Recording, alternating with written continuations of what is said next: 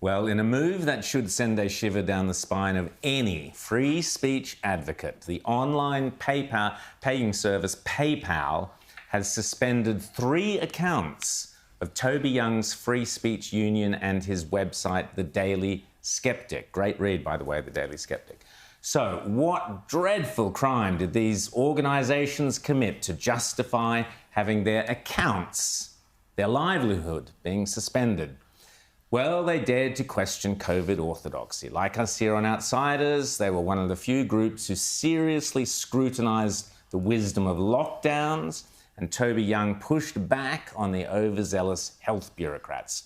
This, of course, follows a pattern of going after the cash flow of those who dare not toe the line when it comes to the COVID authoritarians. We saw the same thing in Canada when those involved in the truck convoy had their accounts suspended. Couldn't even feed their kids simply for protesting. Joining us now to discuss this is the founder of the Free Speech Union and the Daily Skeptic, Toby Young. Toby, great to see you. How are you? I'm good, Rowan. How are you? We're good, but apart from having no money, how are you? So talk us through this. This is disgusting. They've come after your accounts, tried to stop you trading. Tell us all about it.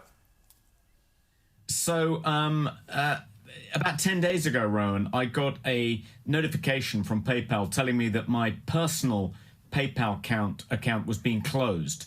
And the reason given was that I'd breached their acceptable use policy. And I thought, well, that's not great news, but I hardly ever use my personal account, so it's not the end of the world. And then a few minutes later, I got another notification, this one telling me that the PayPal account of the Daily Skeptic, the news publishing website I set up 2.5 years ago, had been closed down. And that was not great news because about a quarter of the regular donations we receive on that site, which keep it going, are processed by PayPal. But then the bombshell dropped. A few minutes after that, I got an email saying that the PayPal account of the Free Speech Union, the organization I set up in 2020 to defend people from cancel culture, was being shut down. And that was a real headache because about a third of the 10,000 or so members of the Free Speech Union have their regular membership dues processed by PayPal. So that was a real headache.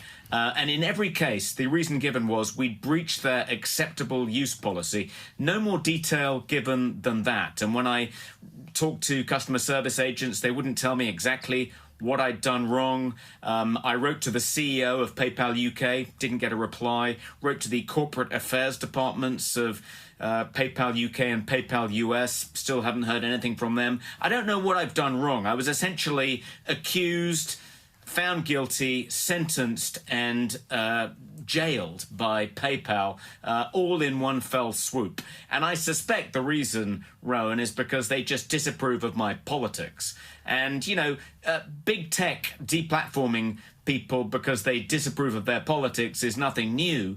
But why this represents a new low, I think, is that this is the first time, in the case of the Free Speech Union, that a big tech company has deplatformed an organization not for saying something politically contentious, but just for defending the right of people to say something politically contentious in the public square. So it's a new low, I think.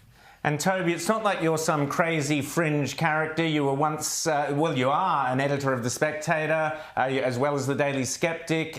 You're a well-known figure in Britain. You've had government jobs. You were famously cancelled from a government job when the mob, the lefties, turned against you. But you're not some kind of fringe character involved in whatever activities. You are defending free speech. You perform a critical role in the British public sphere, if you like.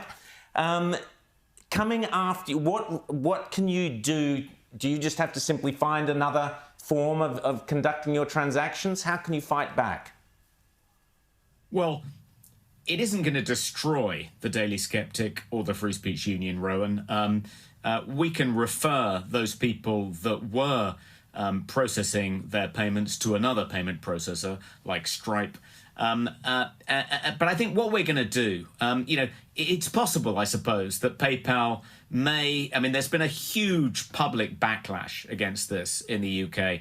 Questions have been asked in Parliament. A letter has been sent to Jacob Rees-Mogg, the business secretary, signed by 42 MPs from across all parties, including a former leader of the Conservative Party, various ex-cabinet ministers, saying you need to investigate this. You need to find out why PayPal thinks it can, with impunity, just shut down people's accounts for purely political reasons because they disapprove of their politics. And, you know, if they don't give you a good answer and if there are no regulations to prevent this, we need new legislative protections to be put in place to prevent this kind of thing happening again. I mean, I think I have to say, Rowan, I think they were messing with the wrong guy when they came from me. They're going to rue the day they tried to close my accounts because I'm going to make their lives a misery. Hundreds, if not thousands of people have contacted me to say they're closing their PayPal accounts. They've had nothing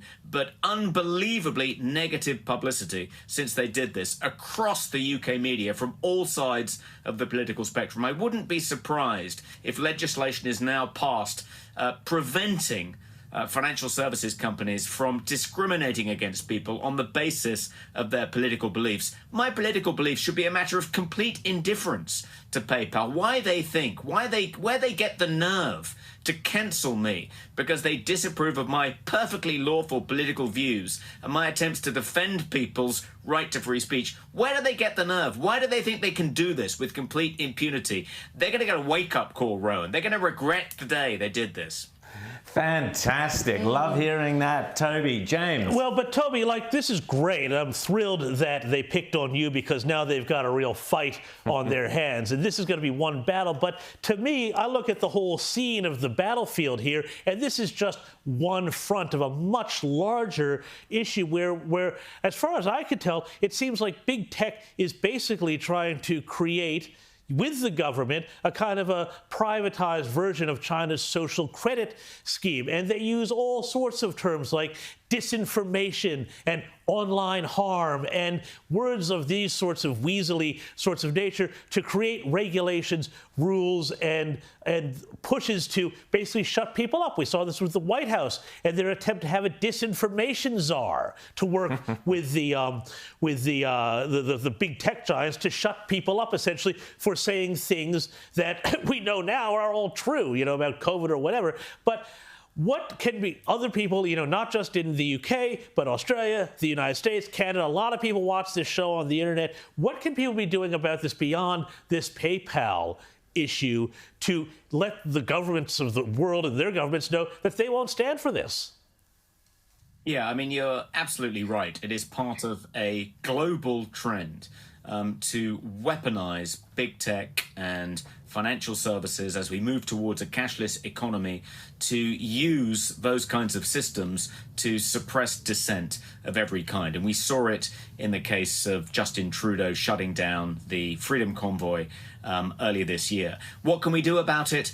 I think we can tell our politicians that we want them to do something about it. We're not going to stand for this. We don't want a Chinese-style social credit system to be rolled out across the West, but instead of the Chinese Communist Party enforcing ideological dogma, it's woke corporations based in California. We need to mobilize the extraordinary public opposition to this. We need to elect leaders who are going to do something about it. And I note that the state of Texas just last week passed a law making it illegal for big tech social media platforms to kick people off their platforms just for their political views. So we need to see more laws like that being enacted across the Western world to protect ordinary people from being deplatformed in this way just because something they've said is disapproved of by people in the C-suite at one of these California-based big tech corporations.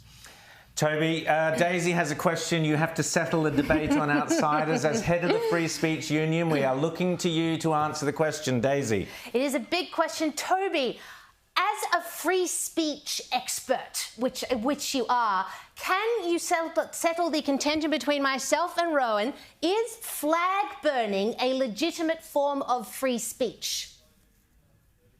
Yeah, that's a good question, Daisy. And I'm going to appeal to standard which the Supreme Court of the United States appealed to in the Brandenburg versus Ohio case in 1969, when they said every kind of speech should be permitted unless it's likely to lead to imminent lawless action.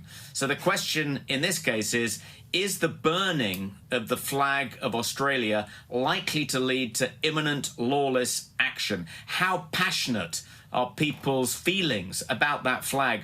Is it going to produce a riot when it happens? And I think in this case, the answer is probably no, and therefore it ought to be permitted. Toby, brilliant. There you go, JZ. Well done.